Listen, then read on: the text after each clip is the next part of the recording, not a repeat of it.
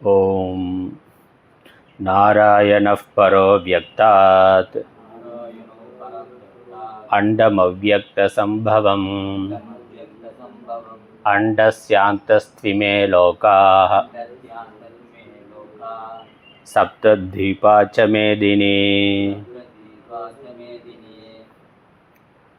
ஸ்ரீமத் பகவத்கீதை இரண்டாவது அத்தியாயம் 26வது ஸ்லோகம்.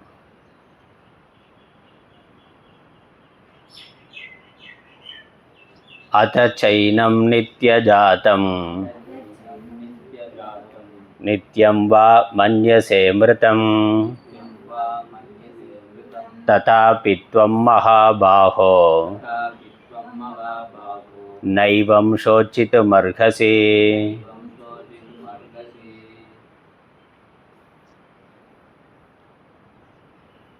பகவான் ஸ்ரீகிருஷ்ணர் அர்ஜுனுடைய சோக மோகம் நீங்குவதற்காக தத்துவ ஞானத்தை உபதேசித்து வருகின்றார். ஆத்மா நிர்விகாரி, அகர்த்தா.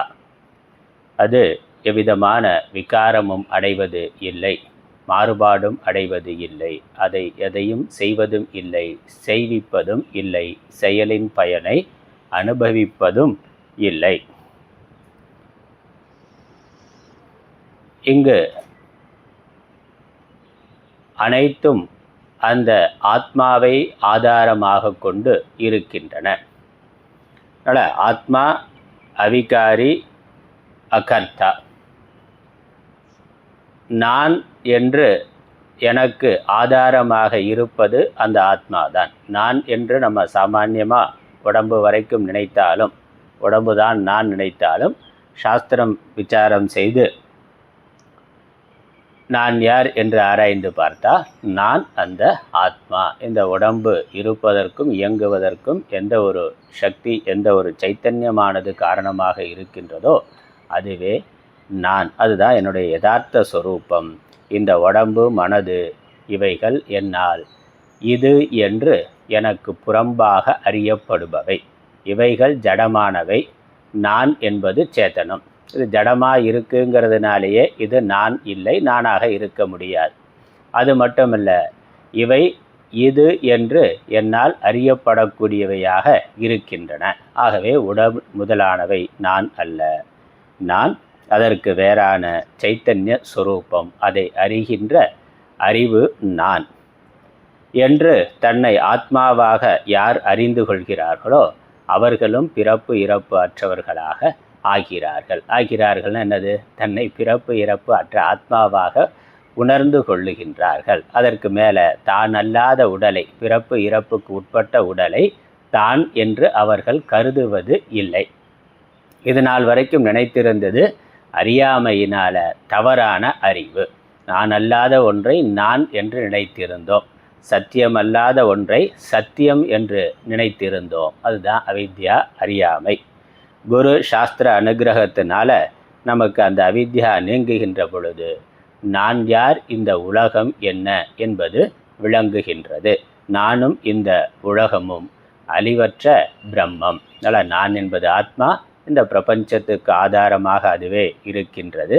இந்த ஆத்மா ஆகவே அழிவற்றது, பிறப்பற்றது. இந்த பிரபஞ்சமும் அழிவற்றது, பிரபஞ்சம்ங்கிற பொழுது பிரபஞ்சத்துக்கு ஆதாரமான பிரம்மம். எது இவை அனைத்திற்கும் ஆதாரமாக இருக்கின்றதோ அது பிறப்பு இறப்பு அற்றதாக, பூர்ணமானதாக இருக்கின்றது. அதற்கு மேலே இந்த உடல் என்பதும் உலகம் என்பதும் தோற்ற மாத்திரமாக வந்து போய் கொண்டிருக்கின்றது. இதுதான் தத்துவ விஷயம்.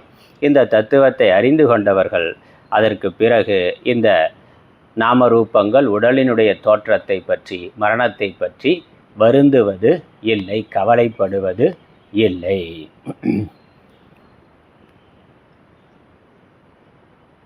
என்று இந்த தத்துவத்தை சொல்லி, ஆகவே இதை அறிந்தவர்கள் வருந்துவது இல்லை, கவலைப்படுவது இல்லைன்னு சொன்னார். அதுக்கப்புறம் சாமானிய அறிவான இந்த உடம்பு தான் நான் என்று நினைக்கக்கூடிய அந்த கோணத்தில் இருந்து பார்த்தாலும் இங்கு கவலைப்படுவதற்கு ஒன்றும் இல்லை. ஏன்னா எது ஒன்று பிறந்திருக்கின்றதோ அது ஒரு நாள் இறந்துதான் ஆகும், அழிந்துதான் போகும். அப்புறம் இறப்பது மீண்டும் பிறக்கும், வந்தால் போகும், போனால் வரும். இது சுழற்சி சக்கரம். உலகம்ங்கிறது ஒரு சுழற்சி முறையில் தான் இயங்கி கொண்டிருக்கின்றது, சக்கரமாகத்தான் இருக்கின்றது. பூமியிலிருந்து செடி கொடிகள் தாவரங்கள் தோன்றுகின்றன, அப்புறம் அதிலேயே வளர்ந்து திரும்ப அதிலேயே மடிந்து விடுகின்றன, திரும்ப வருதுன்னு.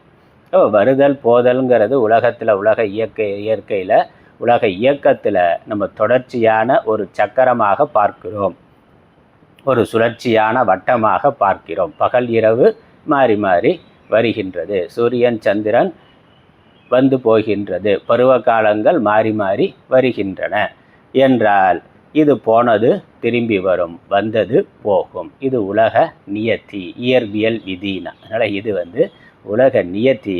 அதை புரிந்து கொண்டாலும் செல்வதை குறித்து வருந்துவதற்கு ஒன்றும் இல்லை. அதான் நம்ம 26வது ஸ்லோகத்தில் 25, 26, அடுத்த ஸ்லோகத்தில் 27 இதைத்தான் தெளிவாக சொல்லுகின்றார். அதனால் அனித்தியமானது என்று நினைத்தாலும், அனித்தியமானதுன்னா இந்த சரீரத்தோடு தோன்றி சரீரம் அழிகின்ற பொழுது அறிகின்றது என்று நினைத்தால் அது மீண்டும் பிறந்து வரும். அப்படி பார்த்தாலும் வருந்துவதற்கு ஒன்றும் இல்லை. ஒரு கால் இதனை நீ என்றும் பிறப்பதும் என்றும் இறப்பதுமாக எண்ணினாலும் உயர்த்தோளா நீ இவ்வாறு துக்கிக்க வேண்டாம். ஏன்னா போனது திரும்ப வரும், திரும்ப வரத்தான் போகுது. இறந்து போச்சுனாக்கா திரும்ப அது முளைத்து வரும். அதனால் அதை பற்றி கவலைப்பட வேண்டியது இல்லை. அடுத்த பாடல் பார்க்க வேண்டியது 27வது ஸ்லோகம். ஜாதஸ்ய ஹி த்ருவோ மிருத்யுஹ த்ருவம் ஜன்ம மிருதஸ்ய ச தஸ்மாத் அபரிஹார்யேர்த்தே நத்வம் சோச்சித்துமர்ஹசி. ஜாதஸ்ய ஹி த்ருவோ மிருத்யுஹ த்ருவம் ஜன்ம மிருதஸ்ய ச தஸ்மாத் அபரிஹார்யேர்த்தே நத்வம் சோச்சித்துமர்ஹசி.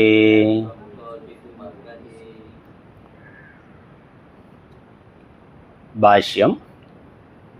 பாஷ்யத்துக்கு அவதாரிக்கை பார்த்துட்டு, அவதாரிக்கை ஒரு வரி தான். ததாச்ச சதி,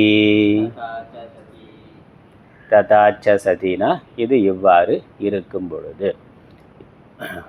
சரீரத்தோடு பிறந்து சரீரத்தோடு அழிவதாக இருந்தாலும் என்று அப்படி இருக்கிறதுனால என்ன, அப்படி இருக்கிறது உலக நியத்தி. அதனால் இயற்பியல் விதியை, இயற்கை விதியை சொல்லுகின்றார்.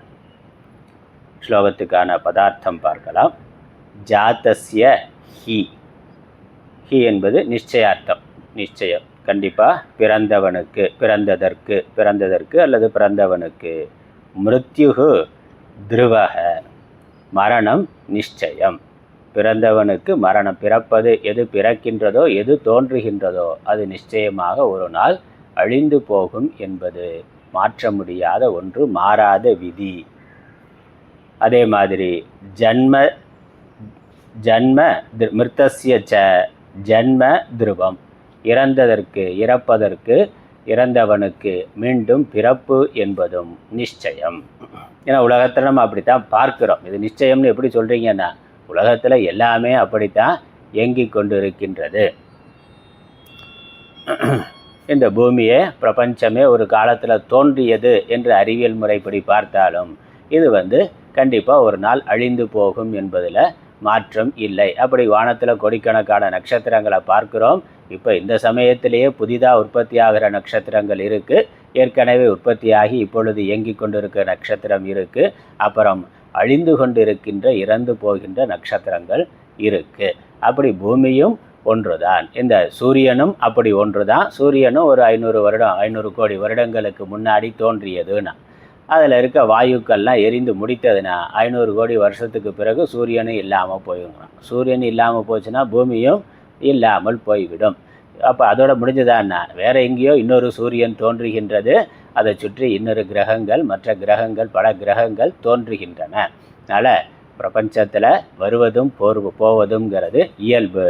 அதே மாதிரி தான் இந்த உயிர்கள் என்பதும் உடல்கள் என்பதும் அப்படித்தான் இருக்குது. கொசு மூட்டை பூச்சியிலேருந்து பார்க்குறோம், பிறக்குது, வளருது, இறக்குது. அப்புறம் அதோட முடிஞ்சதான அந்த சீசனோட அந்த சீசன் முடிஞ்சது, கொசு தொல்லை இல்லைன்னா திரும்ப அடுத்த சீசனுக்கு வந்து விடுகிறது. எங்கேருந்து வந்துச்சுன்னு தெரியாது, ஆனால் வந்து விடுகிறது. ஈசல் பார்த்தாக்கா அந்த மழை பெஞ்சா 4 நாளைக்கு இருக்குது, சரி அவ்வளவுதானா, திரும்ப அடுத்த மழைக்கு அடுத்த பருவத்தில் அது வந்து விடுகின்றது. எப்படி போச்சு, எப்படி வந்ததுன்னா அது சுழற்சியாக அப்படித்தான் இருக்குது. முதல்ல எங்கேருந்து வந்ததோ அங்கேயே போகின்றது, மீண்டும் அங்கிருந்து வருகின்றது. அதனால் பிறக்கிறது எதுவோ அதற்கு நிச்சயமாக மரணம் ஒன்று, தோற்றம் ஒன்று, இருப்பதற்கு நிச்சயமாக மறைவு உண்டு. அதே மாதிரி மறைதல் என்பது, இறத்தல் என்பது மீண்டும் வருகின்றது. அதனால் சூரியன் உதிக்கிறது, சூரியன் மறைகிறதுன்னு திரும்ப அடுத்த நாள் உதித்து வருகின்றது, அப்படித்தான் பார்க்கிறோம். அதே மாதிரி தான் பிறப்பும் இறப்பும். ஆகவே அதனால் அபரிகாரியே அர்த்தேனா பரிகாரம் செய்ய முடியாத விஷயத்தில், இந்த விஷயத்தை நம்ம ஒன்றும் மாற்றி அமைக்க முடியாது. பரிகாரம்னா என்னது, ஏற்கனவே நடக்கணும்னு ஒன்று இருக்கிறத நம்ம மாற்றி அமைக்கிறதுக்கான முயற்சி தானே பரிகாரம். பரிகாரம்னா மாற்றி அமைத்தல், ஒரு எதிர்வினை ஆற்றி அதை சரி செய்தல். ஒரு தவறு பண்ணிட்டோம், பாப்பம் பண்ணிட்டோம்னா அதுக்கு இந்த பரிகாரத்தை பண்ணு அப்படின்னா என்ன, அந்த பாப்பத்தினால அந்த தவறுனால என்ன துன்பம் நமக்கு வருமோ, எந்த துன்பம் வந்திருக்கிறதோ அதை இந்த பரிகாரம் பண்ணால் அது வராமல் போயிடும், சரியாயிரும்னா. இப்போ அதை மாற்றி அமைப்பதற்கான ஒரு எதிர்வினை, அதை தடுத்தல், மாற்றி அமைத்தல். அப்படி பரிகாரம் பண்ணுதல் என்பது இதற்கு முடியாது, நீக்க முடியாததுன்னு அர்த்தம். பரிகாரம்னா பரிகாரத்தி, நிற்க முடியாதது, இதை மாற்றி அமைக்க முடியாது. சாஸ்வதமாக இருக்கேன்னா மருத்துவ வசதி அதிகமாக என்னென்னா வயசு குறைஞ்சிக்கிட்டே போகுது, சாவு எண்ணிக்கை அதிகமாகிட்டே போகுது. அதனால் மருந்து சாப்பிட்டதுனால நீண்ட காலம் சாகாமல் சிரஞ்சீவியாக இருந்தாருன்னா, சிரஞ்சீவியாக இருக்கிறாரோ ஒரு நாள் போய்த்தான் ஆகணும். சிரஞ்சீவினா நீண்ட காலம் இருப்பார்னு அர்த்தமே ஒழிய சாகாமல் இருப்பார்னு அர்த்தம் கிடையாது. அப்படி அர்த்தம் இல்லை. சிரஞ்சீவினா, சிரம்னா நீண்டன்னு அர்த்தம், அவ்வளோதான். நீண்ட காலம். இன்னொரு உயிரினத்தை ஒப்பிட்டு பார்க்கிற பொழுது இவருடைய ஆயுள் அதிகமாக இருக்கலாம், ஆனால் கண்டிப்பாக அது முடிவுக்கு வரக்கூடிய ஒன்று தான். அதனால் என்ன காயக்கல்பம் சாப்பிட்டாலும், காயக்கல்ப பயிற்சி பண்ணாலும் இந்த காயத்தை கல்ப காலத்துக்கு வைத்து கொள்ள முடியாது. கல்ப காலத்துக்கு வைத்து கொண்டாலும் கல்பமே ஒரு நாள் முடியக்கூடியதுன்னா, இந்த யுகம் முடிஞ்சு ஒரு கல்பம் முடிஞ்சு திரும்ப பிரளயத்தில் எல்லாம் ஒடுங்கி திரும்ப அடுத்த கல்பமானது தோன்றும்னா. அதனால் நம்ம அதெல்லாம் 8வது அத்தியாயத்தில் பகவத்கீதையில் பின்னாடி சொல்கிறார், பிரம்மலோகம் பிரம்மாவுடைய ஆயுள்னா இந்த பூலோகத்தை மனிதனோட ஆயுளை ஒப்பிட்டு பார்க்கிற பொழுது அது மிக நீண்டதாக மிக பெரியதாக இருக்கின்றது. ஆனால் அதுவும் ஒரு நாள், பிரம்மலோகமும் ஒரு நாள் பிரளயத்தில் அழிந்து போகும். பிரம்மாவும் அவருடைய ஆயுட்காலம் முடிந்து அடுத்த பிரம்மா வருவார்னா. அதனால் இது பரிகாரம் மாற்ற முடியாத ஒரு இயற்கை விதி, இயற்பியல் விதி. ஆகவே அதை குறித்து துவம் சோச்சித்தும் ந அர்ஹசி, அதை குறித்து வருந்துவதற்கு நீ உரியவன் அல்ல. அது வருந்துறதுனால ஒன்றும் ஆகப்போவது இல்லை. அதனால் இயற்கையை புரிந்து கொண்டு அதற்கேற்ற மாதிரி, அதான் அறிவு. ஞானம்ங்கிறது என்ன, அது இங்கே என்ன இருக்குன்னு நம்ம தெரியாத பொழுது வருத்தப்படலாம், கவலைப்படலாம். தெரிந்து கொண்ட பிறகு அதை வருத்தப்பட்டால் அந்த அறிவுக்கு அர்த்தம் இல்லாமல் போய்விடும். இது இப்படித்தான். ஒரு குழந்தை அறியாமையினால் சில விஷயங்கள் தப்பு பண்ணுது, அப்புறம் அதனால் துன்பப்படுது. பெரியவர்களுக்கு என்னது, அந்த துன்பம் இருக்கான்னா இல்லை. குழந்தை அதோட நிழலை பார்த்தே பயப்படுது. சின்ன குழந்தை பார்த்தாக்கா அதோட நிழல் பெருசாக இருந்தால் ஏதோ பூதம் மாதிரி இருக்குதுன்னு நினச்சி பயந்து அலறுது. அதே பெரியவங்க பண்ணுவாங்களான்னா, அப்போ என்ன, விவேகம் இருக்கிறவன் இது வெறும் நிழல் தான், அதுவும் நம்முடைய நிழல் தான் அப்படிங்கிற பொழுது அதை குறித்த அச்சமானது, பயமானது வராது. அதனால் இந்த விவேகம் இருந்தால் இந்த துக்கம், இது துக்கப்படுவதற்கு உரிய விஷயம் அல்ல. மரணம் என்பது வருந்துதற்குரிய ஒரு விஷயம் அல்ல. அது மாற்ற முடியாத இயற்கை விதி. அதனால் தோன்றி மறையுது அப்படின்னாலும் மாற்ற முடியாது, வருந்தி பயனில்லை. அல்லது வாஸ்தவமாக என்னது, அது பிறப்பு இறப்பே இல்லாதது அப்படின்னாலும் வருந்துவதற்கு ஒன்றும் இல்லை. அதனால் அதை முதல்ல சொன்னார். இது அபியுபேத்தியவாதம்னு பார்த்தோம். நீ நினைக்கிற மாதிரி உடம்போட ஆத்மா பிறந்தது, உடம்போட ஆத்மா இறக்கிறதுனாலும் இங்கு வருந்துவதற்கு ஒன்றும் இல்லை. வருந்துவதனால இது பரிகாரம் செய்ய முடியாத ஒன்று. அதனால் இதை புரிந்து கொண்டு ஏற்றுக்கொள்வதை தவிர வேறு வழி இல்லை துக்கம் இல்லாமல் இருக்கிறதுக்கு. இல்லை நான் வருந்தித்தான் ஆவேன்னா அப்போ ஒன்றும் பண்ண முடியாது. நான் என்னுடைய வருத்தத்தை போக்க முடியல, நான் அழுது தான் ஆவேன்னா துக்கம் போகணுங்கிறதா நம்மளுடைய விருப்பம். மற்றதெல்லாம் மரணம் இருக்குங்கிறது எல்லாருக்கும் தெரிஞ்சுதான் இருக்குது. அந்த மரணம் துக்கம் இல்லாமல் இருக்கணும் தான் நம்ம நினைக்கிறோம். அதானே எல்லாரும் விரும்புகிறது. மரணம் இருக்குங்கிறது தெரிந்த ஒரு விஷயமா இருக்குது. ஆனால் அந்த மரணம் மறந்துடுறோம். நம்ம அபிமானத்தினால பற்றுனால யாராவது ரொம்ப நெருக்கமானவர்கள் போயிட்டாக்கா, ஐயோ போயிட்டியே, என்னையை விட்டுட்டு போயிட்டியேன்னா, அதான் அவன் போனது பிரச்சனை இல்லை, நீ என்னையை விட்டுட்டு போயிட்டியே, நீ போனதுக்கப்புறம் என்னுடைய வாழ்க்கை என்னுடைய ஜீவிதம் எப்படி நடக்கும் அப்படிங்கிறதா நம்ம பிரச்சனையே ஒழிய, அவன் போகிறாங்கிறது நமக்கு போனதுங்கிறது தவிர்க்க முடியாத ஒன்றுங்கிறது தெரிந்தது தான். ஆனால் போனதுக்கப்புறம் அதனால் நமக்கு வரக்கூடிய இழப்பு இருக்கு, அதை நினைத்து தான் நமக்கு துக்கம். அதனால் ஆத்மனஸ்து காமாய சர்வம் பிரியம் பவதின்னு அதில் தான் சாஸ்திரம் சொல்லுது. அதனால் நமக்கு அதனால் வரக்கூடிய நஷ்டங்களை நினச்சி கஷ்டப்படுகிறோம். வாஸ்தவமாக அதுவும் நம்மளுடைய விதியினால் வர்றது. நம்ம அந்த கஷ்டம் அந்த இழப்புனால் என்ன துன்பத்தை அனுபவிக்கணும்னு இருக்கோ அது நம்முடைய விதி. அவருடைய விதி முடிஞ்சு போயிட்டாரு.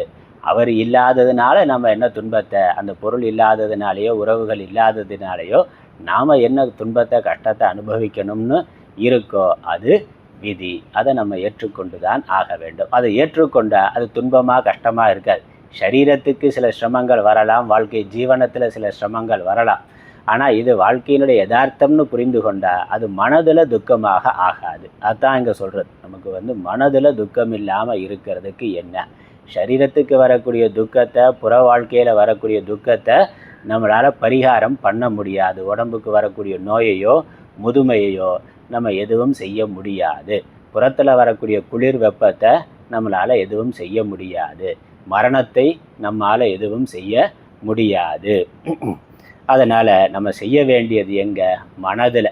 அதை குறித்து நமக்கு துக்கம் இருக்குது, கவலை இருக்குது, வருத்தம் இருக்குது. அந்த வருத்தம் வராமல் இருக்கிறது, வருத்தப்படுறதும் வருத்தப்படாமல் இருக்கிறதும் நம்மால் செய்ய முடிந்தது. அதை நம்மால் மாற்றி அமைத்து கொள்ள முடியும். அறியாமை அல்லது அதிகமான பற்று இருந்தால் அது வருத்தமாக துக்கமாக கவலையாக இருக்கும். அந்த பற்று இல்லை என்றால், அறியாமை இல்லை என்றால், இந்த விவேகமானது ஏற்பட்டால் இது உலக இயல்பு என்று புரிந்து கொண்டு அதை ஏற்றுக்கொண்டு வாழ்வதற்கு தயாராக இருக்கிறோம். அந்த தயார்படுத்துறது தான் ஞானம். அதற்கு தான் இந்த உபதேசத்தை செய்கின்றார். பாஷ்யம். ஜாதஸ்ய ஹி லப்தஜன்மனஹ த்ருவஹ அவ்யபிசாரி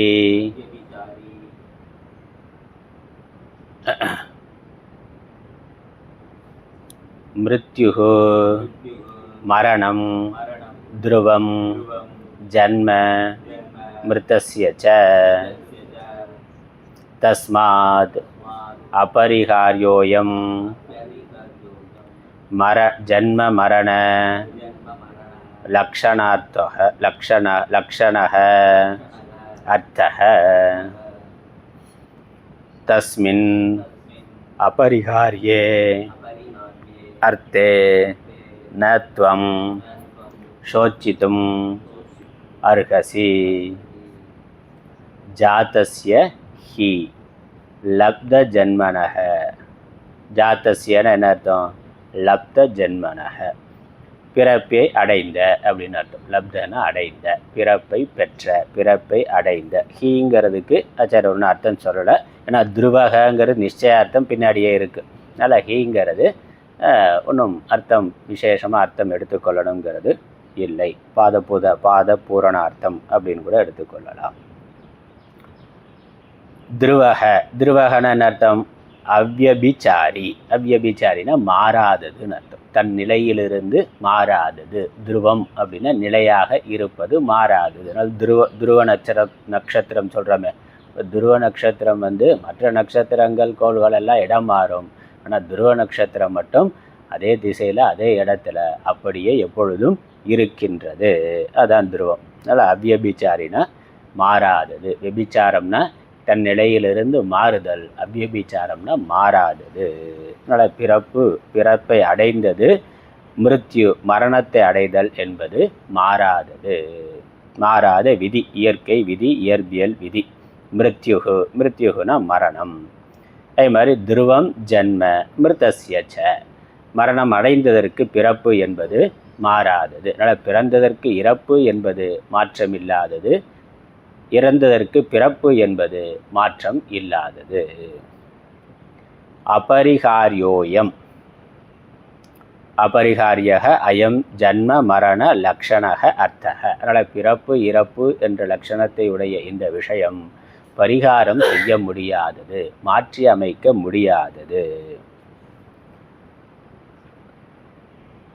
ஆகவே தஸ்மின் அபரிகாரியே அர்த்தே, ஆகவே அந்த பரிகாரம் செய்ய முடியாத இந்த விஷயத்தில் துவம் ந சோச்சித்தும் அர்ஹசி, நீ வருத்தத்தை அடைவது தகாது.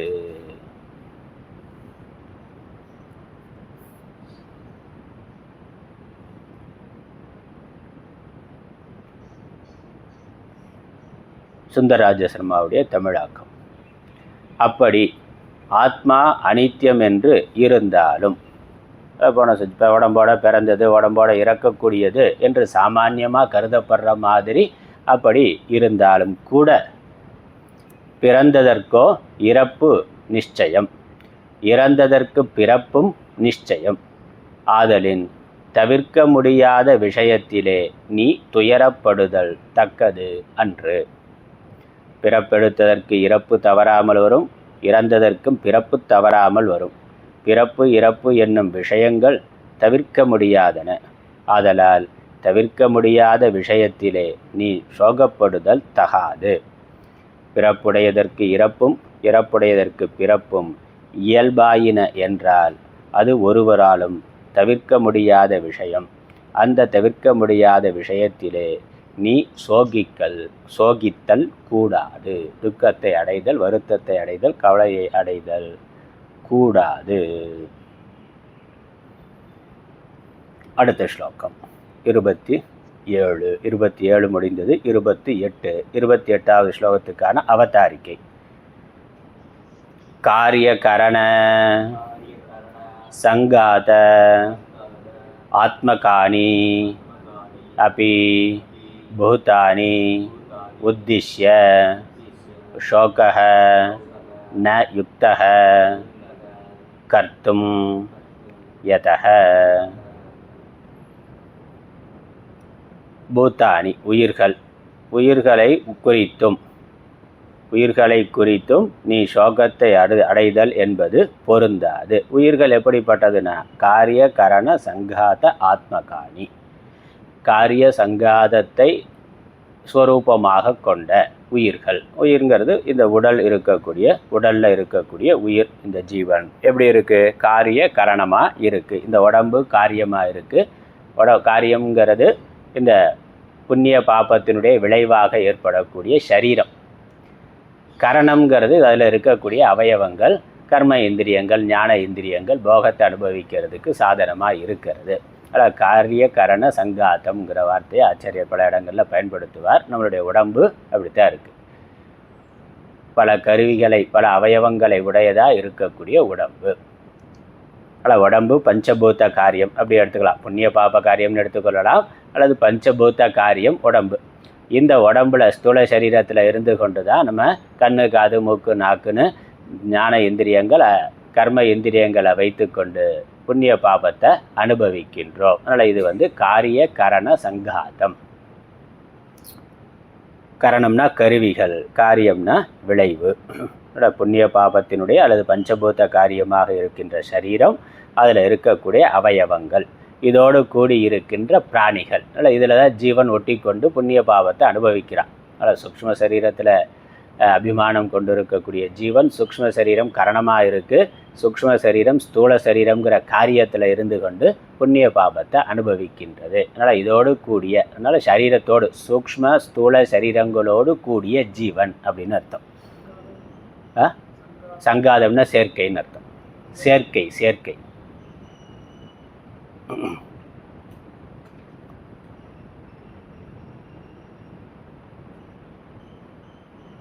சேர்ந்து இருக்கிறது, கலந்து இருக்கிறது. அப்படிப்பட்ட பிராணிகளை குறித்தும் நீ சோகத்தை அடையக்கூடாது, நீ வருத்தத்தை அடையக்கூடாது. ஏன்னா இந்த உடம்புங்கிறது ஸ்தூல சரீரத்தை மட்டும் மையமாக வைத்துக்கொண்டு உடம்புன்னு சொல்கிறோம். பிறக்கிறது உடம்பு, போன ஸ்லோகத்தில் சொன்னது என்னது? உடம்பு பிறக்கின்றது, உடம்பு இறக்கின்றது. அப்போ உடம்போடு ஆத்மா பிறக்கின்றது, ஆத்மா இறக்கின்றதுன்னா ஸ்தூல சரீரம் இந்த ஜட உலகங்கள் ஜட பதார்த்தங்களை வைத்துக்கொண்டு நாம் அதோட ஆத்மாவை இணைத்து பிறக்கிறது இறக்கிறது என்று நினைத்து வருத்தப்படுகிறோம். அதுவும் ஒரு சுழற்சிக்குள்ளே இருக்கிறது தான். இந்த மரம், கல், செடி, கொடிகள் எல்லாமே ஒரு காலத்தில் தோன்றியது, எதிலிருந்து தோன்றியதோ அதிலேயே இருந்து மீண்டும் அதிலேயே லயமாகி விடுகிறது. அன்னமயம்னு பார்க்குறோம். அன்னமய காரியம், அன்னமய கோஷம்னு ஸ்தூல சரீரத்தை சொல்லுகின்றோம். அன்னமயம்னா என்னது? அம்மா அப்பா உண்டு அன்னத்திலிருந்து தோன்றியது, பிறகு அந்த அன்னத்தினாலேயே வளர்ந்து வாழ்ந்து கொண்டிருப்பது, பிறகு அது அன்னத்திலேயே அழிந்து போகக்கூடியது. அது அழிஞ்சு போனாலும் அன்னம்தான். சாப்பாடு உடம்பு அழிந்து எங்கே போகுது? மண்ணோட மண்ணாக போகின்றது. அது அடுத்த செடி கொடி தாவரங்களுக்கு அது உணவாக அது ஆறுகின்றது, மற்ற மிருகங்களுக்கு உணவாக ஆகின்றது. அதனால் பூமிங்கிறதே அன்னம் தான். அந்த பூமியிலிருந்து இது தோன்றியது, பூமியில் இருக்குது, பூமியை உண்டே வாழ்ந்து கொண்டு இருக்கிறது, திரும்ப பூமியோடையே மண்ணோடு மண்ணாக ஆகிவிடுகின்றது. அதனால் அன்னமயம்னா அன்னத்திலிருந்து தோன்றி அல்லது அன்னத்தினால் தோன்றி அன்னத்தினால் வாழ்ந்து பிறகு அன்னத்திலேயே அழியக்கூடியது. அதனால் அன்னமய கோஷம்னு ஸ்தூல சரீரத்துக்கு பேர். அப்படி இந்த ஸ்தூல சரீரம் பிறக்கிற பொழுது ஆத்மாவும் சேர்ந்து பிறந்தது, அது அழிகின்ற பொழுது ஆத்மாவும் அழிகிறதுன்னா திரும்ப அதே பூமியிலிருந்து திரும்ப அன்னமாக வர்ற பொழுது அந்த ஆத்மா வருவதற்கு வாய்ப்பு உண்டு. அதனால் வர்றது போகிறதுங்கிறது ஸ்தூல சரீரத்தை மையமாக பார்த்தாலும் இது ஒரு சுழற்சியாக இருக்குது. நிரந்தரமான சாவுங்கிறதும் கிடையாது, நிரந்தரமான பிறப்பு என்பதும் இல்லை. இங்கே என்ன? இந்த ஸ்தூல சரீரத்துக்கு வேற சூக்ஷ்ம சரீரம் இருக்குது, அதுக்குள்ளே ஜீவன் இருக்கிறான். அந்த ஜீவன் ஸ்தூல சரீரத்தை விட்டு பயணப்பட்டு கொண்டு இருக்கிறான். அப்போ அந்த ஸ்தூல சரீரம் சூக்ஷ்ம சரீரத்தில் இருக்கக்கூடிய ஜீவன் அவன் போயிட்டானேனா, ஸ்தூல சரீரம் மண்ணோட மண்ணாக போகுது, அது தெரியுது, அது போகட்டும் திரும்பி வரட்டும், அதை பற்றி இல்லை. ஆனால் இது வரைக்கும் அதற்குள்ளே இருந்த ஜீவன் தானே என்னால் அனுபவிக்கப்பட்டது. அப்பானா அப்போ என்னது? உடம்புக்குள்ளே இருந்த ஜீவன். அம்மாங்கிறது அல்லது கணவன் மனைவிங்கிறது குழந்தைகள்ங்கிறது அந்த ஸ்தூல சரீரத்துக்குள்ளே இருக்கக்கூடிய ஜீவன் தானே. அவனோட தானே நம்ம உறவு கொண்டு அவனோட தானே வாழ்ந்து கொண்டு அனுபவித்து கொண்டு இருக்கிறோம். அதனால் ஸ்தூல சரீரம் மண்ணோட மண்ணாக போகட்டும் அல்லது நெருப்போட நெருப்பாக போகட்டும், ஆனால் இது வரைக்கும் என் கூட சேர்ந்து வாழ்ந்த அந்த ஜீவன் போய்விட்டானேனா, அப்பா போயிட்டாரேனா, போயிட்டார், உடம்பு இங்கே தான் இருக்குது, அப்பா போயிட்டாரே, அதுதான் எனக்கு துக்கமாக இருக்குது அப்படின்னு நினைத்தால். அதனால் ஸ்தூல சரீரத்துக்கு வேற முதல்ல ஸ்தூல சரீரமே வந்து போகுதுனாலும் அதுவும் ஒரு சுழற்சிக்குட்பட்டது, அதை குறித்து வருந்த வேண்டியதில்லை. இல்லை அதற்குள்ளே இருக்கக்கூடிய ஜீவன் பூத்தங்கள், அதில் இருக்கக்கூடிய காரிய கரண சங்காதமாக இருக்கக்கூடிய அதோட சேர்ந்து இருக்கக்கூடிய ஜீவன் அவர் போயிட்டாரே அப்படின்னா அவரும் திரும்பி வருவார்னா, அதுவும் அப்படித்தான் இருக்குது. அதுவும் அதே சுழற்சிக்குள்ளே இருக்கிறது தான். அதுதான் இந்த பாட்டில் சொல்கிறார், இந்த ஸ்லோகத்தில் சொல்லுகின்றார். அதனால் ஜீவனுடைய பயணமானது எப்படி இருக்கின்றது? ஏன்னா ஜீவன் அனாதி. ஜீவன் உண்மையிலேயே இந்த ஸ்தூல சரீரத்தோடு பிறக்கிறவன் கிடையாது, ஸ்தூல சரீரத்தோடு இறப்பவன் கிடையாது. ஜீவன்கிறது ஜீவத்துவங்கிறதும் அனாதின்னா சாஸ்திரம் சொல்லுது. அனாதினா அது எப்போ தோன்றியதுன்னு தெரியாது. அது இந்த உடம்போடு தோன்றியது இல்லை. உடம்பு தோன்றது நமக்கு தெரியுது, டேட் ஆஃப் பர்த் போடுறோம், உடம்பு தோன்றியது தெரியுது. ஆனால் உள்ளே இருக்கக்கூடிய ஜீவன் உடம்போடு தோன்றியவன் அல்ல. அவன் அநேக உடல்களை மாற்றி மாற்றி எடுத்துக்கொண்டு பயணப்பட்டு கொண்டு இருக்கக்கூடிய ஒருவன். அதனால் அவனை பொறுத்த வரைக்கும் இந்த ஜீவன் அனாதி. அனாதிங்கிற மாதிரியே இவன் அழிவில்லாமலும் ஞானத்தை அடையாத வரைக்கும் இவனும் அழிவில்லாமல் பயணப்பட்டு கொண்டே இருப்பான். ஜீவன் அனாதி, ஆனால் அந்தம் உண்டு. எப்போ ஞானம் வருதோ அப்போ அந்த ஜீவத்துவமானது இல்லாமல் போய்விடும். ஆனால் அது ஏற்படாத வரைக்கும் தொடர்ந்து அவனுடைய பயணமானது இருந்து கொண்டிருக்கும். அதுதான் அந்த தத்துவத்தை தான் இங்கே சொல்லுகின்றார். அதனால் சூக்ஷ்ம சரீரம், அதோடு ஒட்டி கொண்டு இருக்கக்கூடிய ஜீவன், அவனும் வந்து போகக்கூடியவன், அவனும் ஒரு சுழற்சிக்குள்ளே இருக்கக்கூடியவன். ஆகவே அவனை குறித்து வருந்துவதும் ஏற்புடையது அல்ல. 28வது ஸ்லோகம்.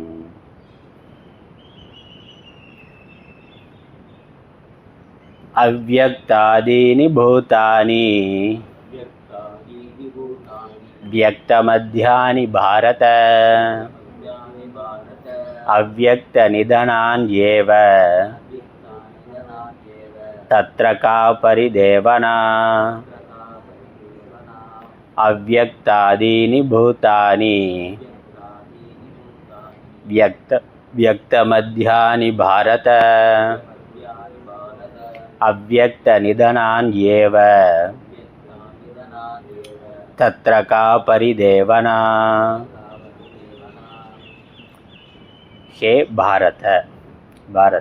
பரத வம்சத்தில் வந்தவன். அதனால் அர்ஜுனனுக்கு பாண்டவர்களுக்கு எல்லாருக்குமே பொருந்தக்கூடிய ஒரு பெயர் பாரத என்பது. ஹே பரத குலத்து உதித்தவனே. அவ்யக்தாதீனி பூதானினா உயிர்கள், பூதங்கள்ங்கிறது உயிர்கள், ஜீவாத்மாக்கள், ஜீவன்னு சொல்கிறோம். இந்த ஜீவன்கிறதான் பூதங்கள்னு சொல்கிறார். ஜீவன், ஜீவாத்மா. அவ்யக்தாதீனி, அவ்யக்தம்னா வியக்தம்னாக்கா வெளிப்பட்டு நமக்கு காணப்படுவதாய் இருக்கிறது, நம்ம காட்சிக்கு தெரிவதாய் இருக்கிறதுக்கு வியக்தம்னு பேர். காட்சிக்கு தெரியாமல் இருக்கிறதுக்கு அவ்யக்தம்னு பேர். வெளிப்படாமல் இருத்தல், வெளிப்பட்டிருத்தல். அவ்யக்தாதீனா வெளிப்படாத தன்மையை உடையவை. அப்படி வெளிப்படாமல் இருந்து, அதனால் முதலில் காணப்படாமல் இருந்து. ஏன்னா ஆச்சாரியர் அதர்ஷனம், அவ்யக்தம்ங்கிறதுக்கு அதர்ஷனம்ங்கிற அர்த்தம் கொடுக்கிறார். அதனால் காணப்படுதல்ங்கிற அர்த்தத்தில் இங்கே முதலில் காணாமல் இருந்து, காணப்படாமல் இருந்து.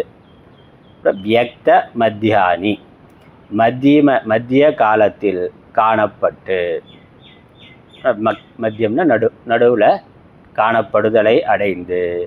அவ்யக்த நிதனானி, மீண்டும் காணப்படாத நிலையை அடையக்கூடிய அவ்யக்தம், திரும்ப அவ்யக்த நிலைக்கு சென்று விடுகின்றது. தத்ர, இந்த விஷயத்தில், கா பரிதேவனா, என்ன வருத்தம். கா பரிதேவனா, இதில் வருந்துனா சோச்சித்து மர்கசின்னு சொன்னாரே, அதுதான் இங்கே என்ன பரிதேவனான வருத்தம், கவலை என்ற அர்த்தம். இந்த விஷயத்தில் வருந்துவதற்கு என்ன இருக்கிறது, அதே கேள்விதான். அல்லது இந்த விஷயத்தில் வருந்துவதற்கு நீ தகுதியுடையவனாக இல்லை, இதுவும் வருந்துவதற்குரிய ஒரு விஷயம் இல்லை. அதனால் அழிதல் என்பது இங்கே நிரந்தரமான அழிதல் இல்லை, இங்கு மறைந்து போதல் என்பது தான். அதனால் வந்து போகிறது என்பது தானே ஒழிய அழிந்து போதல் என்பது இல்லை. பாஷ்யம். அவ்யக்தானி அவ்யக்தம் அதர்ஷனம் அனுபலப்திஹி ஆதிஹி ஏஷாம் பூதானாம் புத்திரமித்ராதி காரியகரண சங்காதாத்மகானாம் தானி அவ்யக்தாதீனி பூதானி பிராக் உற்பத்தேஹே.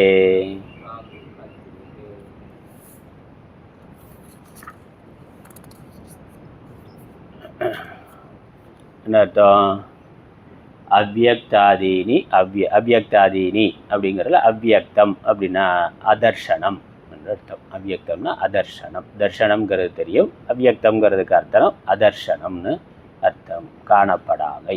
தர்ஷனம் காணப்படுதல், பார்த்தல், பார்க்கப்படாமை. இப்போ புலன்களுக்கு விஷயமாகாத தன்மை, அதான் பார்த்தல்னு எதை சொல்கிறோம், இருக்குது பார்க்கிறோம் அப்படின்னு எதை சொல்கிறோம். புலன்களுக்கு எது விஷயமாகுதோ அதை இருக்கிறது என்று சொல்லுகிறோம்.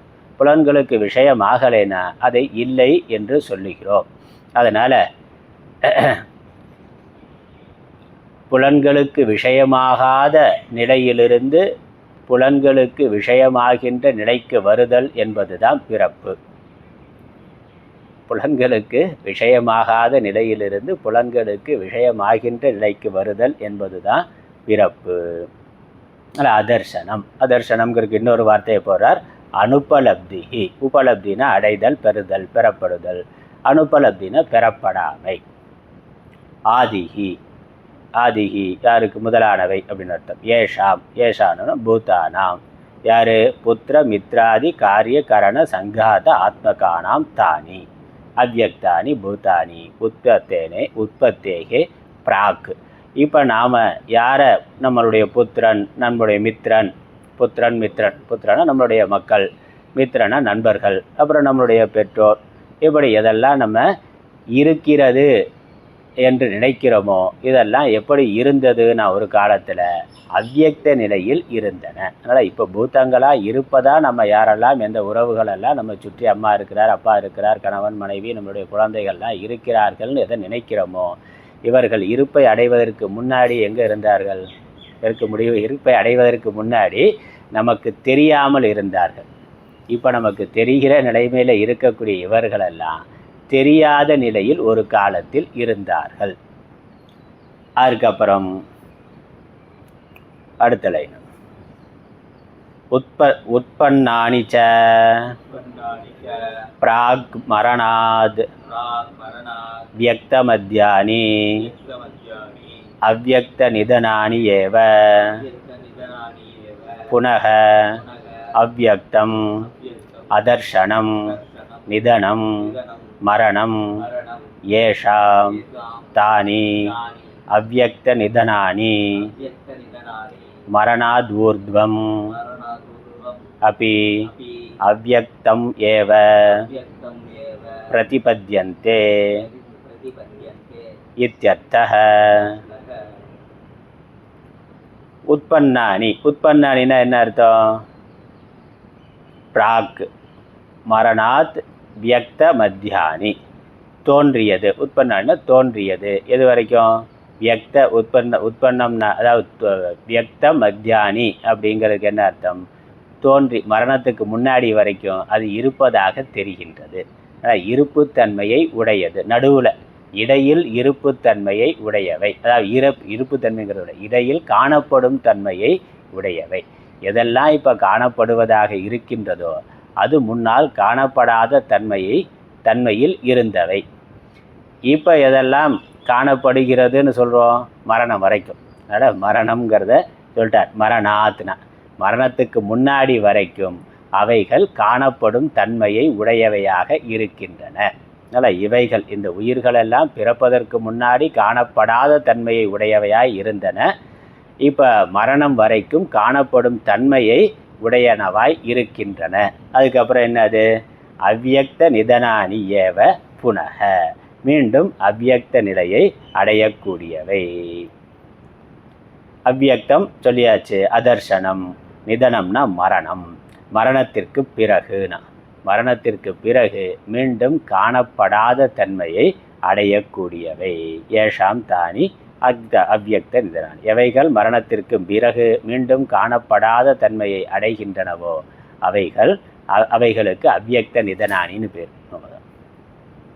மரணாத் ஊர்த்வம் அப்பி அவ்யக்தம் ஏவ, மரணத்திற்கு பிறகு அவைகள் அவ்யக்த நிலையையே பிரதிபத்தியந்தே அடைகின்றன. இத்யர்த்தः என்று பொருள். அப்போ பிறப்பு என்பது என்ன, மரணம் என்பது என்னென்ன? பிறப்பு என்பது பிறந்து வருதல், மரணம் என்பது அழிந்து போதல் என்பது இல்லை. பிறப்பு என்பது தோற்றத்திற்கு வருதல், காட்சிக்கு வருதல். மரணம் என்பது காட்சியிலிருந்து மறைந்து போதல். அவ்வளோதான். அப்போ என்னது? முன்னாடி இருந்தது, காட்சிக்கு வந்து காட்சிக்கு வராமல் போய்விட்டது. இப்போ ஒரு இடத்துல இருக்கிறோம், நம்ம மாடியிலேருந்து இல்லை நம்ம ஜன்னல்லேருந்து வெளியே பார்த்தாக்கா தூரத்தில் நம்ம தெரு முனையிலேருந்து ஒரு வாகனம் வருது, அப்புறம் நம்மளை கடந்து போய்விடுகிறது. அப்போ என்னது? நம்ம காட்சியில் இல்லாமல் இருந்தது, நம்மளுடைய பார்வை எல்லைக்குள்ளே வந்தது, மீண்டும் பார்வை எல்லையை கடந்து போய்விட்டது. அதானே? அப்போ நம்ம பார்வைக்கு வர்ற பொழுது அது பிறந்தது, பார்வை எல்லையை கடந்த உடனே செத்ததுன்னு சொல்ல முடியுமா? அப்படி இல்லையா? அது இருக்குது, அது இருந்து கொண்டு தான் இருக்குது. நம்மளுடைய காட்சி எல்லைக்குள்ளே வந்தது, காட்சி எல்லையிலிருந்து மறைந்து போய்விட்டது. இதுதான் பிறப்பு இறப்புன்ட்டு. அதில் பிறப்பு இறப்புங்கிறது ஒன்று தோன்றி மறைதல் என்பது அல்ல, நம்மளுடைய காட்சி எல்லைக்கு வந்து காட்சி எல்லையை கடந்து போதல். நம்ம காட்சி எல்லைக்குள்ளே வர்றதுக்கு முன்னாடி அது வெளிப்படாமல் தெரியாமல் இருந்தது, நம்மளுடைய பார்வைக்குள்ளே வர்ற பொழுது அது தெரிவதாக இருக்கின்றது, அப்புறம் இல்லாமல் மீண்டும் இல்லாமல் போய்விடுகின்றது. அப்படின்னா பார்வையிலிருந்து மறைந்து போய்விடுகின்றது. அதனால் என்ன சொல்ல வர்றார்? உண்மையிலே இது பிறக்கலை இறக்கலை. அதான் சொல்கிறது. இந்த ஜீவன் வந்து உடம்போடு பிறந்தது அல்ல, உடம்பு அழிகின்ற பொழுது அழியக்கூடியது அல்ல. அதனால் நம்ம உறவுகள் அம்மா அப்பா கணவன் மனைவி அப்படின்னு சொல்கிற பொழுது அந்த உடம்புக்கும் அந்த ஜீவனுக்கும் நமக்கும் நடுவில் என்னது, தற்காலிகமாக அது இருந்த ஒரு உறவு. அது உண்மையிலேயே ஏதோ ஒரு ஜீவன், அது பிறக்கிறதுக்கு முன்னாடி எங்கேயோ இருந்தது, ஏதோ ஒரு லோகத்தில் ஏதோ ஒரு புண்ணிய பாபத்தை செய்து இருந்தது.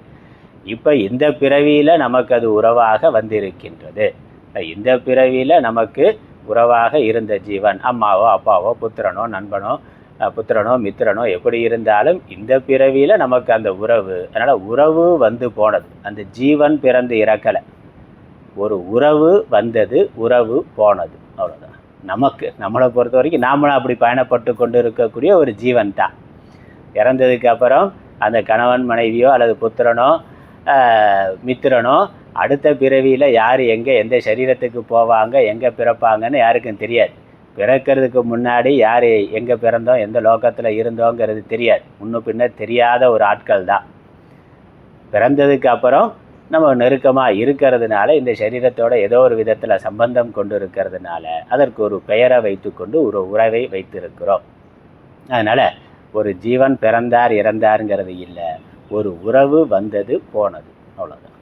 ஒரு உறவு நமக்கு நம்ம இந்த சரீரத்தில் நம்ம வாழுகின்ற காலத்தில் நமக்கு ஒரு உறவு வருகின்றது, உறவு இருந்தது, உறவு போனது. அதனால தான் அது எப்படி ரயில் ஸ்நேகம் மாதிரி, இல்லை பேருந்து பயணத்தில் பக்கத்து சீட்டில் ஒருத்தர் உட்காராருன்னா நடுவில் ஒரு ஸ்டாப்பில் ஏறுறார், அடுத்த ஸ்டாப்பில் இறங்கி போயிடுறார், அவ்வளோதான்.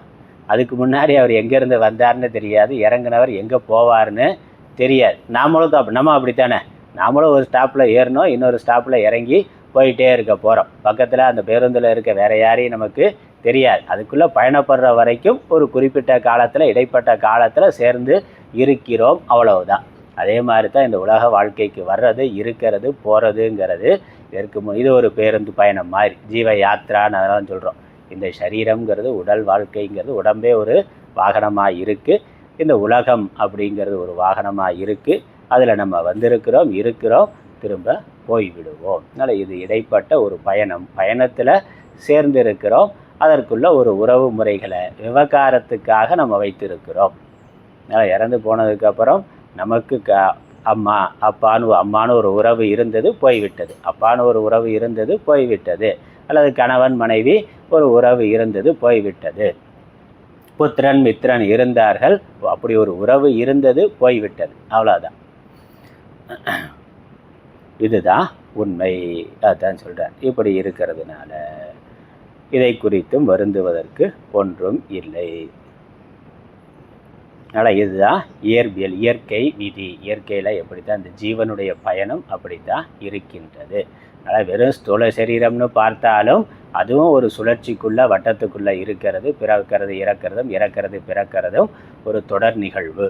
அதே மாதிரி அதற்கு வேற ஸ்தூல சரீரத்துக்கு வேற உள்ள ஒரு ஜீவன் இருக்கிறான், அவன் பயணப்பட்டு கொண்டு இருக்கிறான் நீ நினைத்தாலும் தற்காலிகமாக இந்த பூமிக்கு வந்திருக்கிறான், இந்த உடம்புக்கு வந்திருக்கிறான், உடம்பை விட்டு சென்று விடுகிறான். சென்ற நாள் செத்துட்டானான்னா இல்லை, வேற உடம்புக்கு வேற லோகத்துக்கு போய்விட்டான், அவ்வளோதான். நம்ம வாழ்ந்து கொண்டு இருக்கிற பொழுதே நம்ம பையன் என்னன்னா நல்லா படித்தான், வெளிநாட்டுக்கு வேலைக்கு போயிட்டான்னா, அங்கேயே இருக்கிறான், அங்கேயே செட்டில் ஆகிட்டான், திரும்ப வரலை, என்ன பண்ணுறது?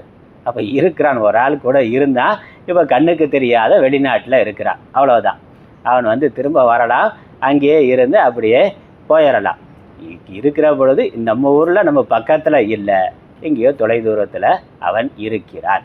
நமக்கு இப்போ வசதிகள் இருக்கிறதுனால டெலிஃபோன்லாம் இருக்கிறதுனால பேசிக்கிறோம். அது இல்லாத காலத்தில் என்ன இருந்தது? அப்பயும் யாத்திரையெல்லாம் போனாங்கல்ல, காசிக்கு போனாலே அவர் வந்தாதான், காசி யாத்திரை போனாருனாக்கா அவர் திரும்பி வந்தாதான் அவர் உயிரோடு இருக்கிறார் அப்படிங்கிறதும் திரும்ப பார்க்க முடியறதுங்கிறதும் இருக்குது. போனவர் அங்கேயே செட்டில் ஆகிட்டார் இல்லை அப்படியே போயிட்டாருனாக்கா அவர் காசியில் இருக்கிறாருன்னு தான் நம்ம நினச்சிட்டு இருப்போம், அதானே? போனவர் போன வழியிலே போயிருக்கலாம், இல்லை காசியில் போயிருக்கலாம். அவர் திரும்பி வர்ற வரைக்கும் அவர் இருக்கிறாருங்கிறது தான் நம்முடைய எண்ணம். அதே மாதிரி தான் வெளி ஊரில் இருக்கிற மாதிரி வெளிநாட்டில் இருக்கிற மாதிரி இந்த ஜீவன் வெளி உலகத்துக்கு போயிருக்கிறார், அவ்வளோதான். நேற்று கிரகத்துக்கு அவர் செவ்வாய்க்கோ வியாழனுக்கோ சனிக்கோ போயிருக்கிறார். அவருடைய புண்ணிய பாவத்துக்கு தகுந்த மாதிரி வேறு கிரகத்துக்கு வேறு லோகத்துக்கு போயிருக்கின்றார். அதனால் அங்கே இருக்கிறார். அதனால் போயிட்டானே அப்படின்னா ஏன் உயிரோடு இருக்கிறவனோ போயிட்டான்னு நினைக்கணும்? அமெரிக்காவில் வெளிநாட்டில் போய் இருந்துட்டான் போயிட்டானே அப்படின்னு நினச்சது அவருக்கு அழுகிறது அனுபவமான. அங்கே இருக்கிறார், எங்கே இருந்தாலும் நல்லா இருக்கட்டும் சந்தோஷமாக இருக்கட்டும் தான் நம்ம நினைப்போம். நம்ம பக்கத்தில் இல்லை, நமக்கு ஆதரவாக இல்லைங்கிறதுனால ஒரு துக்கம் ஒரு வருத்தம் இருக்கலாம். ஆனால் அவர் அங்கே இருக்கிறார் அப்படிங்கிறது இருக்குது. அதனால் அது வருந்துவதற்குரிய ஒரு விஷயம் அல்ல. அதே மாதிரி உலகத்தை விட்டு ஒரு ஜீவன் போனால் அவர் வேறு லோக்கத்தில் இருக்கிறார். அவர் போகலை, போயிட்டதா நினைக்கிறது அறியாமை. வேறு லோக்கத்தில் அவர் வாழ்ந்து கொண்டு இருக்கின்றார். அவ்வளோதான். நாம் வேணால் அவரையே நினச்சிட்டு இருக்கலாம். ஆனால் வேறு லோகத்துக்கு போனவர், வேறு சரீரத்துக்கு போனவர் நம்ம யாருன்னே அவருக்கு தெரியாது. அவ்வளோதான். அதை பற்றி அவருக்கு எந்த நினைவுமே இருக்காது. வெளிநாடு போனாரே அப்படித்தானே இருக்கான். அம்மா அப்பாவை இங்கே விட்டுட்டு அங்கே போய் எங்கேயோ ஒரு பொண்ணை பார்த்து பையனை பார்த்து கல்யாணம் பண்ணிட்டான்னா அதுக்கப்புறம் ஊரில் இருக்க அம்மா அப்பாவை மறந்துடுறான். நம்ம தான் இங்கே இருந்து ஐயோ என்ன பண்ணானோ சாப்பிட்டானோ தூங்கினானோ என்ன ஆச்சோ அப்படின்னு இங்கேருந்து நினச்சிக்கிட்டு இருக்காங்களே ஒழிய அங்கே இருக்கிறவன் நினைக்கிறானா இல்லையா யாருக்கு தெரியும். அவன் உலகத்தில் அவன் வாழ்ந்து கொண்டு இருக்கிறான். அவன் அதில் பரபரப்பாக பிஸியாக போயிட்டு வந்து இருக்கான். அதுவே அவனுக்கு சரியாக இருக்குன்னு. அதே மாதிரி வேறு லோகத்துக்கு போனவர்கள் நம்மை நினைக்க போவது இல்லை. அதனால அந்த 10 நாள் காரியத்துக்குள்ளே வேணால் அவர்களுக்கு அந்த ஒரு நினைவு இருக்கும். அந்த காரியம் முதல் வருஷம் அந்த காரியம் பண்ணுற வரைக்கும் நினைவு இருக்கும். அப்புறம் அவங்க பித்ருலோகத்தை விட்டு அடுத்த வேறு லோகத்துக்கு போயிட்டாங்கன்னா அவ்வளோதான். வேறு சரீரம் கிடைச்சதுனாக்கா அதுக்கப்புறம் எந்த நினைவும் இருக்காது. வேறு சரீரம் கிடைக்கிற வரைக்கும் அது ஓரளவுக்கு அந்த சம்ஸ்காரம் இருக்கிறதுனால பழைய வாசனைகளால் கொஞ்ச நாளைக்கு இருக்கும். அடுத்த சரீரம் அடுத்த ஸ்தூல சரீரம் கிடைச்சதுன்னா அவ்வளோதான், மறந்து விடுவார் அவர். அதே தான். அதனால் இது வந்து போகிறது என்பது தான் உலகத்தினுடைய இயல்பு. பிறத்தல் இறத்தல் என்பது இல்லை. நம்ம லோகத்துக்கு வர்றதை அவர் பிறந்ததுன்னு நினைக்கிறோம். நம்ம லோகத்தை விட்டு போகிறத இறந்ததுன்னு நாம் நினைக்கிறோம். அதனால் அவர் பூமி அவர் பிறக்கவும் இல்லை இறக்கவும் இல்லை, பூமி கிரகத்திற்கு விஜயம் செய்த நாள்னா. ஓஷோ புக்கில் எல்லாம் போட்டிருப்பான். அவர் பிறக்கவும் இல்லை இறக்கவும் இல்லை, பூமி கிரகத்திற்கு விஜயம் செய்த நாள்னா. அப்புறம் பூமி கிரகத்தை விட்டு போன நாள். எல்லாருமே அப்படித்தான். அவர் மட்டுமா எல்லா ஜீவனுமே அப்படித்தான். எதுவுமே பிறக்கவும் இல்லை இறக்கவும் இல்லை, பூமி கிரகத்திற்கு விஜயம் செய்த நாள். அவ்வளோதான். திரும்ப பூமி கிரகத்திலிருந்து வெளியேறிய நாள். அவ்வளோதான்.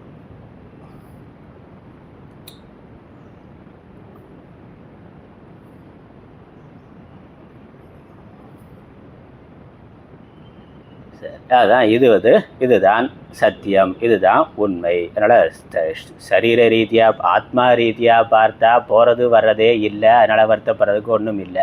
ஸ்தூல சரீர ரீதியாக பார்த்தா எது போகிறதோ அது வரும், வந்தது போகும். அது உலக இயல்பு நியதி. அதை குறித்து வருத்தப்படுறதுக்கு ஒன்றும் இல்லை.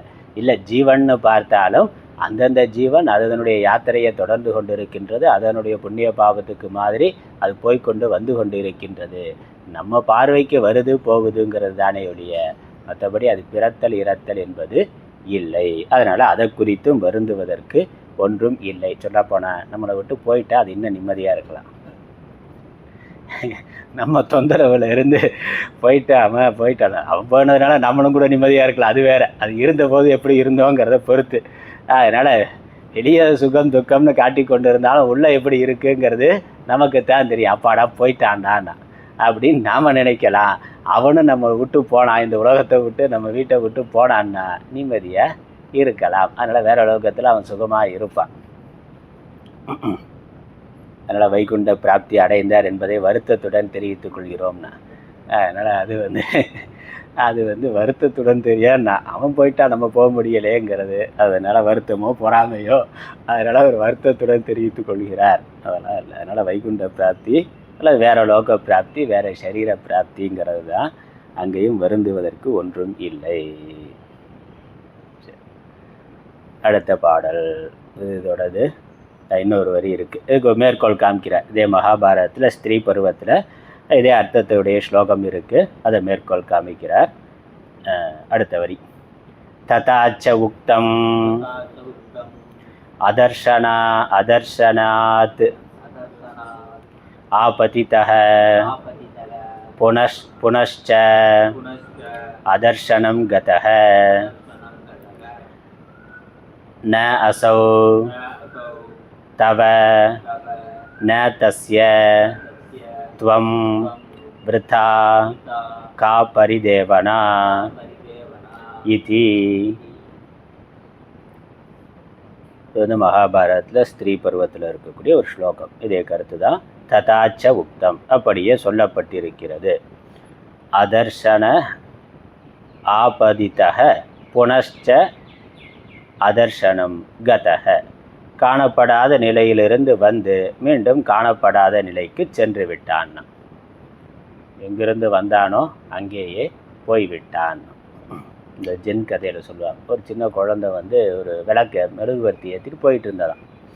ஒரு பெரிய ஒரு குரு பார்த்தாரு, அதுக்கு ஏதோ உபதேசம் பண்ணணும்னு நினச்சி அவர் வந்து அந்த குழந்தைய நிறுத்தி, இந்த விளக்கில் தீபம் எப்படி வந்ததுன்னு, இது இப்போ தீபம் இருக்குது, இப்போ விளக்கு எரிஞ்சு கொண்டு இருக்குது, இல்லை சுடர் இருக்குது, தீபம் இருக்குது, இது வர்றதுக்கு முன்னாடி எங்கே இருந்தது அப்படின்னு கேட்டார். குழந்தைய பார்த்து ரொம்ப புத்திசாலித்தனமாக அதுக்கு இது வர்றதுக்கு முன்னாடி இது எங்கே இருந்தது அப்படின்னு கேட்டேன். அந்த குழந்தை என்ன பண்ணுச்சு, உடனே அதை அணைச்சிட்டு இப்போ எங்கே போச்சோ அங்கே இருந்ததுன்னு. இருந்த தீபம் இருந்த சுடர் வந்து இப்போ எங்கே போச்சோ அங்கே தான் இருந்தது நான் வர்றதுக்கு முன்னாடி. அந்த மாதிரி இது வந்து எங்கிருந்தோ வந்ததோ அங்கேயே திரும்ப போயிடுச்சு, அவ்வளோதான். நடுவில் நம்ம கையில் கொஞ்சம் நேரம் இருக்குது, நம்ம கையில் அது கொஞ்சம் நேரம் இருக்கா, இல்லை அது கையில் நாம் கொஞ்சம் நேரம் இருக்கிறோமோ, பரஸ்பரம், அவ்வளோதான். பரஸ்பரம் ரெண்டு பேரும் ஒருத்தருக்கு ஒருத்தர் பயன்பட்டு கொண்டு இருக்கிறோம் அல்லது படுத்தி கொண்டு இருக்கிறோம், ரெண்டில் ஒன்று இருக்குது. அதனால் எந்த பூத்த சங்காத்தமானது காணாமல் இருந்து வந்ததோ மறுபடியும் காணா தன்மையையே அடைகின்றது. புனஷ்ச அதர்ஷனம் கதக, அப்படி இருக்கிற இந்த விஷயத்தில் அது உன்னுடையது அல்ல. அப்படி இருக்கிறதுனால அசௌ தவ ந, அது உன்னுடையது அல்ல. எந்த ஜீவன் என்னுடையதுன்னு நினைக்கிறையோ அது உன்னுடையது அல்ல. அதே மாதிரி தஸ்யத்வம், நீ அதனுடையதும் அல்ல. அது உன்னுடையதும் அல்ல, நீ அதனுடையதும் அல்ல. அதனால் நம்ம உடைமைன்னு இதெல்லாம் என்னுடையவர்கள் என்று நினைக்கிறோம். யாரும் யார் உடையவர்களும் அல்ல, யாரும் யாருக்கும் உரிமையானவர்கள் அல்ல. இருக்கிற காலத்தில் நம்ம விவகாரத்தில் அப்படி சொல்லி கொண்டு இருக்கிறோமே ஒழிய அப்படி இல்லை. அதனால் நீ என்னுடையவன், நீ எனக்கு மட்டும்தான் சேவை பண்ணணும் அப்படிலாம் நினைக்கிறான். அறியாமையினால சுயநலத்தினால அன்பில்லாத பொழுது அதற்காகவே பிறந்த மாதிரி இவர்களுக்கு சேவை பண்ணுறது, நம்மளாக விரும்பி பண்ணுறதுங்கிறது வேற, நம்மளுடைய திருப்திக்கு சந்தோஷத்துக்கு நம்ம பண்ணுறது வேற. ஆனால் அப்படி யாரை நினைச்சாலுமே அவர்களுக்காகவே நான் இருக்கிறேன் அல்லது எனக்காகவே அவர்கள் இருக்க வேண்டும்னு எப்படி நினைச்சாலும் அது தற்காலிகமான ஒரு சேர்க்கை தான், அது நிரந்தரமானது இல்லைங்கிற நம்ம புரிந்து கொள்ளணும். அதனால் அது உன்னுடையது அல்ல, மேலும் நீ அதனுடையதும் அல்ல. எதை குறித்து வருந்துகிறாய்? அதனால் போனதை குறித்து வருந்த வேண்டாம். இருக்கிற பொழுது சந்தோஷமாக இருக்கிறதுக்கு பரஸ்பரம் எப்படி சகாயம் பண்ணலாமோ அப்படி செய்து கொள்ளலாம். ஆனால் அதீதமான பற்று கொண்டு நீ எனக்கு அடிமையாக இருக்க வேண்டும் என்றோ அல்லது நான் உனக்கு அடிமையாக இருக்கிறேன்னோ நினைக்கக்கூடாது. பரஸ்பரம் எல்லா ஜீவர்களும் சமமானவர்கள் தான். அந்தந்த ஜீவன் அதனுடைய புண்ணிய பாப பாதையில் பயணத்தில் அது இருக்குது. அந்தந்த ஜீவ யாத்திரை, அந்தந்த ஜீவனுடைய யாத்திரையானது அதன் போக்குல போய்கொண்டு இருக்கின்றது. நாம் இடைக்காலமாக நடுவில் சேர்ந்து இருக்கிறோம், பிறகு பிரிந்து போவோம். இன்னொரு உதாரணம் கூட இதே மகாபாரதத்தில் வருது. இந்த நதி பெருக்கெடுத்து போகிற பொழுது அந்த நதி கரையில் இருக்க மரங்கள்லேருந்து காய்ந்த கட்டைகள் விழுகின்றன.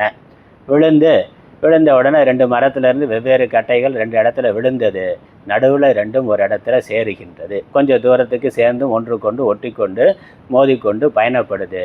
திரும்ப இன்னொரு சுழலில் ரெண்டும் தனித்தனியாக பிரிஞ்சு போயிடுதுன்னா, அதனால் முன்னாடி எங்கேருந்தோ வேறு இடத்துல இருந்து வந்தது, இடைப்பட்ட காலத்தில் சேர்ந்து கொஞ்சம் தூரம் பயணப்பட்டுட்டு இன்னொரு இடத்துல அவைகள் பிரிந்து அதனுடைய பாதையில் சென்று விடுகின்றன.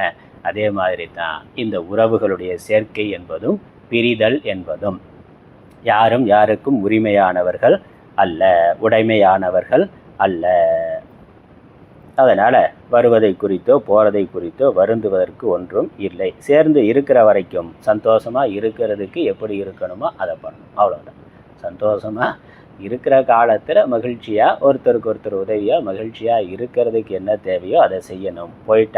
வந்துட்டாலும் வருந்தக்கூடாது, போயிட்டாலும் வருந்தக்கூடாது. அல்லது வந்துட்டால் மகிழ்ச்சி அடைதல் என்பதும் கூடாது, போய்விட்டால் வருந்துதல் என்பதும் கூடாது. எப்படி வேணாலும் போட்டுக்கொள்ளலாம். ஒன்று மகிழ்ச்சியாக துக்கமாங்கிறது எதுவாக இருந்தாலும் அதை அப்படி எடுத்துக்கொள்ளாமல் சமபாவனையோடு எடுத்துக்கொள்ளுதல் என்பது தான் விவேகம், அதுதான் உண்மை.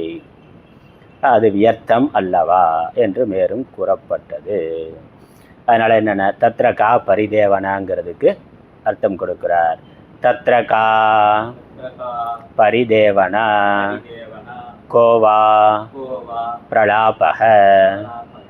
பரிதேவனாங்கிறதுக்கு வேறு அர்த்தம் பிரலாபம். பிரலாபம்னா புலம்புறதுன்னு அர்த்தம்.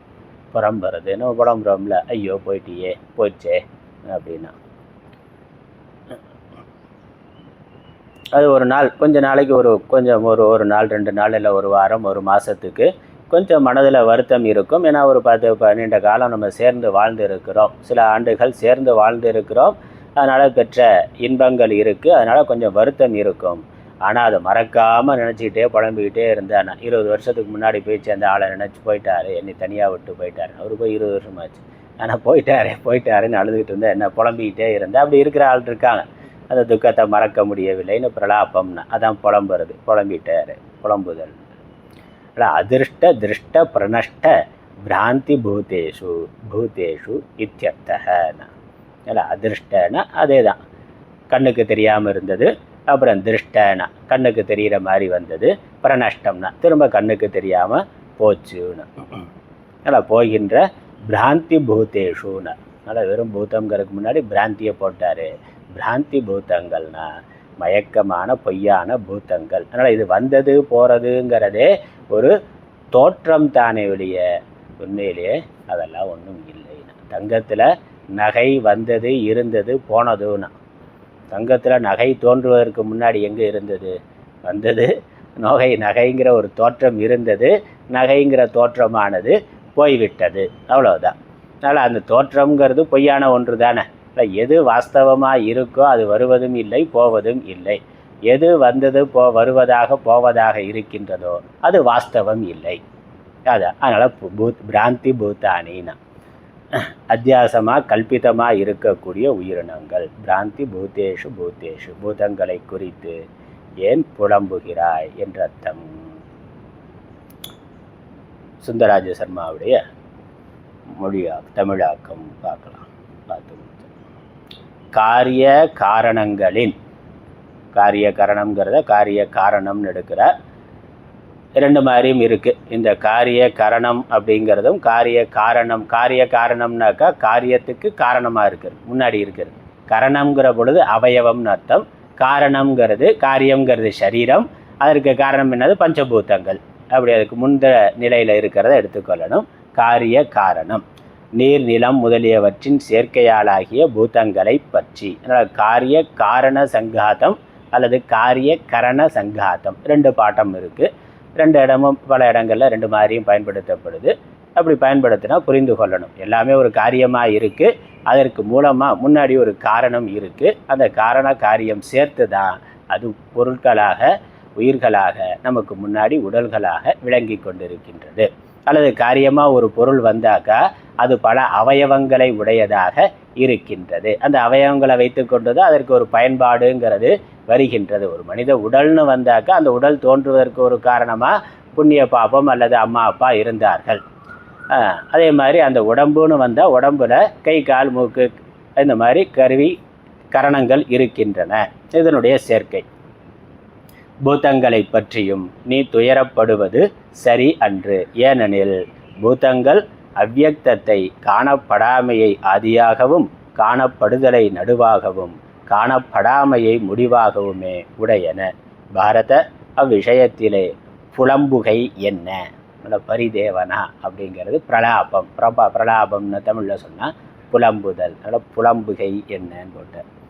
அவ்யக்தம் எனினும் காணாமை எனினும் புலப்படாமை எனினும் ஒக்கும். காரிய காரணங்களின் சேர்க்கையாளாகிய புத்திர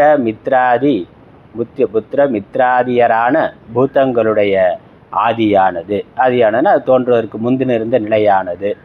அவர்களுடைய உற்பத்திக்கு முன்பு காணாமையை உடையதாம். உற்பத்தியாயினவை மரணத்திற்கு முன்னர் நடுவிலே சிறிது காலம் காணப்படுகின்றன. மீண்டும் அவைகள் காணாமையே மரணமாக பெற்றுள்ளன. மரணத்திற்கு பின்பும் அவை காணாமையே அடைகின்றன. காணாமற் போகின்ற என்று பொருள். அதனால் காணா போயிடுதுன்னா ஆளே காணா போயிட்டான். காணா போயிட்டான் உலகத்தை விட்டு போகிறது, காணா போகிறது, அவ்வளோதான். அவ்வண்ணமே காணாமை நின்று வந்தவன் மீண்டும் காணாமைக்கே சென்றனன். அவன் உன்னை சேர்ந்தவன் அல்லன், வீணாய் என்ன புலம்புதல். மகாபாரதம் ஸ்திரீ பருவம் 2:13 என்று கூறப்பட்டுள்ளது.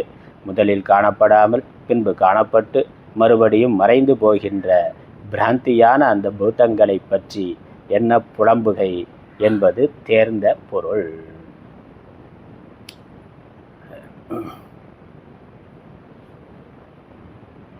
மேற்கொண்டு அடுத்த வகுப்பில் பார்க்கலாம். ஓம் பிரபன்ன பாரிஜாத்தாய தோத்திர வேத்ரைகபாணயே ஞானமுத்ராய கிருஷ்ணாய கீதாமிர்ததிகே நமः. ஓம் ஈஸ்வரோ குருராத்மேதி முத்திபேத விபாகினே व्योमवत्याप्तदेहाय दक्षिणामूर्तये नमः. ओम पूर्णमदः पूर्णमिदं पूर्णात् पूर्णमुदच्यते पूर्णस्य पूर्णमादाय पूर्णमेवावशिष्यते. ओम शांति शांति शांति. हरि ओम.